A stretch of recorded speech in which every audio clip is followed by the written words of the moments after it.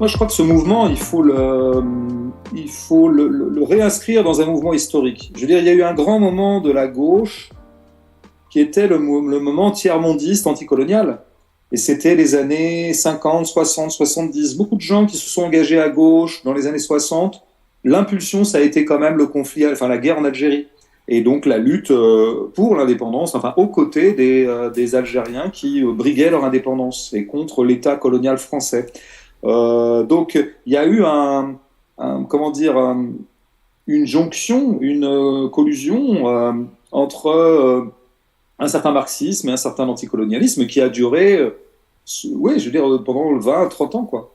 Et c'est important, et ça a accompagné les luttes de décolonisation, les luttes d'indépendance, etc. Bon.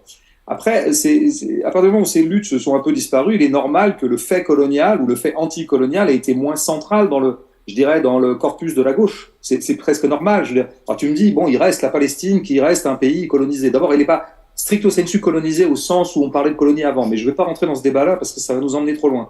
Mais je veux dire, si tu veux, par rapport au fait que c'était vraiment un mouvement mais immense dans les années 60, si tu veux, tant de pays accédaient à leur liberté, à leur indépendance en tout cas, à la suite les uns des autres par un effet domino, comme on disait à l'époque, que vraiment, si tu veux, ça aurait été ignorer le nez au milieu de la figure que de ne pas inscrire cette chose-là au cœur même d'un engagement communiste, d'un engagement de gauche radicale. C'était un peu moins le cas maintenant. Alors après, maintenant, je pense que je suis pas sûr que la gauche, peut-être que davantage qu'avant ou moins qu'avant, la gauche a tendance, moi, indépendamment du fait colonial, si tu veux, a tendance à penser mondialement les choses. Mais je pense que oui, quand même, il y a une façon de penser mondialement les choses. Je pense que c'est quand même ça, ça fait partie, si tu veux. La circulation de la marchandise étant mondiale, il faut absolument penser mondialement les choses. Par ailleurs, toujours rappeler que les prolétaires n'ont pas de pays.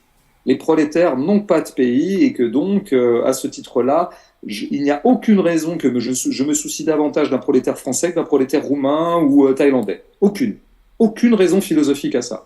Il y a des raisons humaines. Je veux dire, si ma sœur est malade demain, ça me souciera davantage que si ma voisine est malade. Bon, très bien. Et donc ça, c'est les choses humaines. Mais politiquement, il n'y a aucune raison. Donc il faut rappeler ça. Et donc, fondamentalement, le marxisme est un internationalisme. Toujours rappeler ces choses-là. Bon, mais je crois qu'en fait, il y a peut-être qu'effectivement, il est moins fréquent maintenant qu'on pense les choses mondialement.